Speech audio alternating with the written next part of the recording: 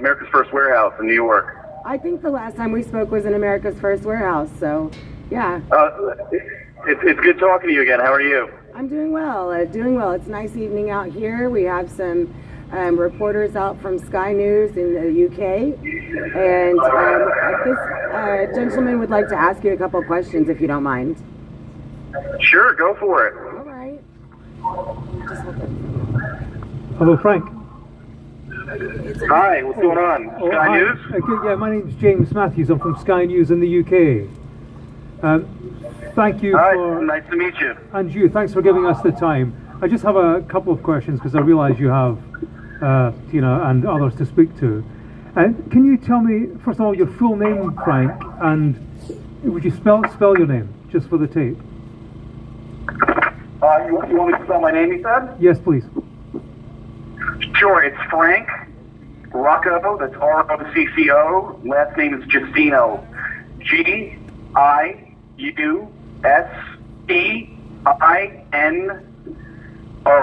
Justino. It actually means justice, and it's Italian. Right, okay. Frank, tell me, first of all, can you tell me what you were convicted of, and what do you think of that conviction and your current circumstances? Sure. So, I'm on the Vigil right now. Wait one second. What's up, Dom? You want to listen? Sorry. No, we just have my friend Dom here. He's just chilling here. So I was charged a couple of years back with parading, and there was a couple other charges, but I took the plea bargain earlier this year on parading. So, since then, I mean, it's been a wild ride, but I just had a sentence last week. I represent myself pro se, and I'm just now, dealing with a sentence, I guess, with some time served, and I should be out of here, with the next couple to a few weeks. People here are gathered and demonstrate about what they see as injustice. They want an investigation into how you and others in your situation have been treated. What do you say to that? You mean an investigation into the January 6th protest as a whole? The protest and the conviction of yourself and others for their actions that day.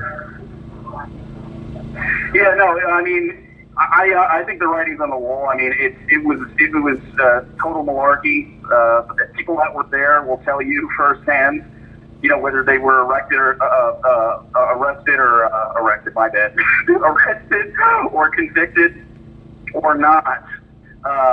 It was a completely different experience because there, it was very, very peaceful, and all of a sudden it just kind of got out of hand because there were some provocateurs. I witnessed them up there at the front myself. I wasn't at the very front, but I definitely saw the escalation between peaceful protests to something that was, I thought a vicious demonstration of overreach by the Capitol Police. We were tear gassed first, and there were provocateurs that seemingly did not seem like Trump supporters. I think they were there with not the best reason, and it was a different experience. People on the outside heard from the media, the Capitol's under attack, and then you had people that were there that were going to just peacefully protest, and it was, certain places I'm sure were saw more action than others, for lack of a better word, but a lot of the people there didn't even see a lot of the violence that did happen go on, and they were just kind of caught in the aftermath.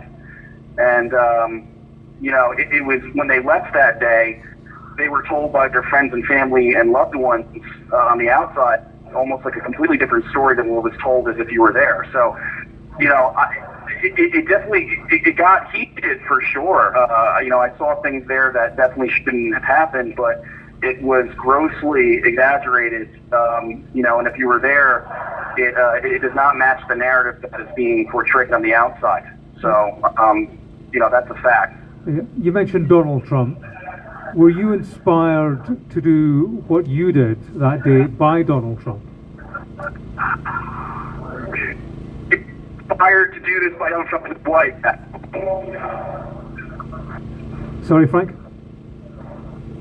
You're asking what I inspired. Can you hear me? Yes, I can, Frank. Sorry, let me repeat. Yes.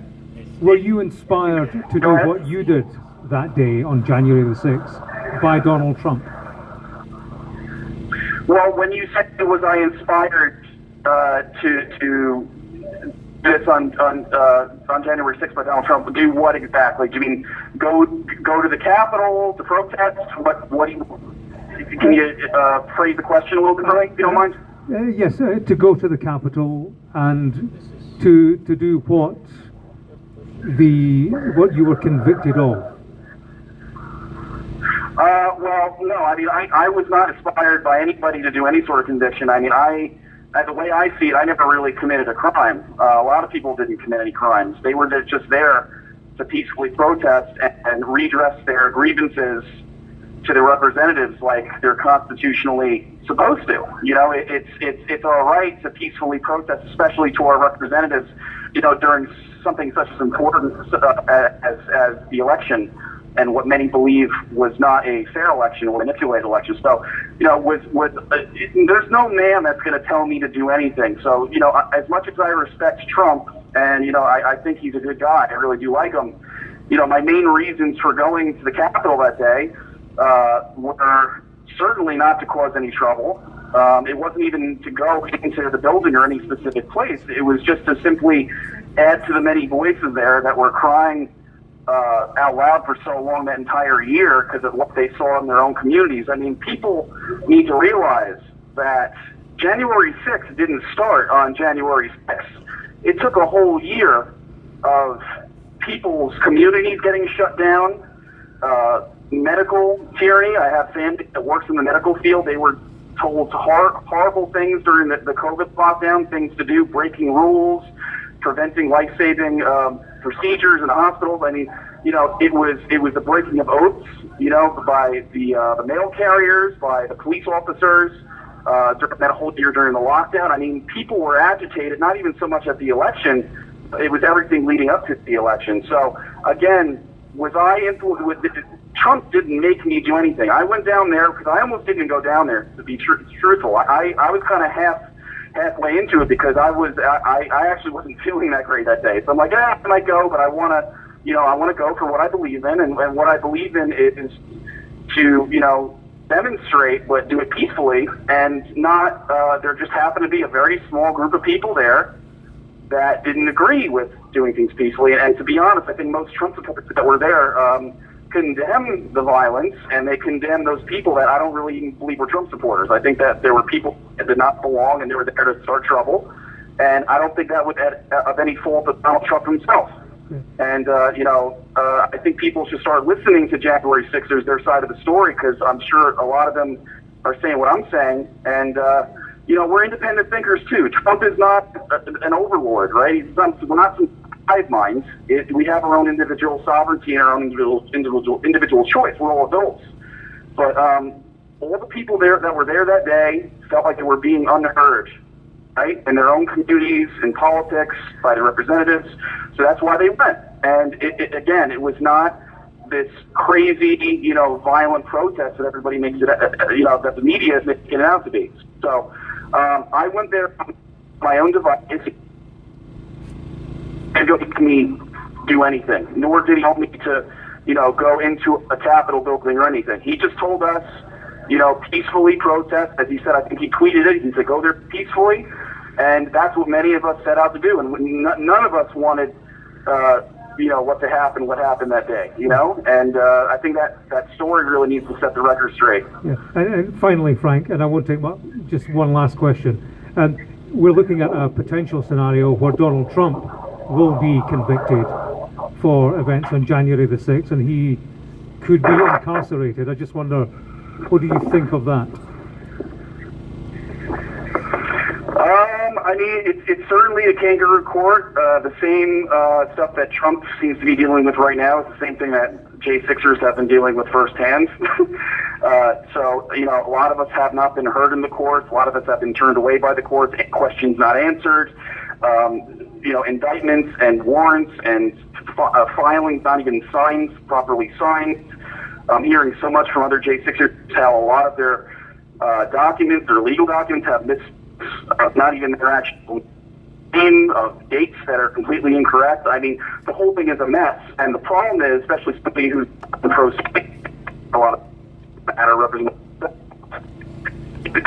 and you're not getting an answer from a lot of these.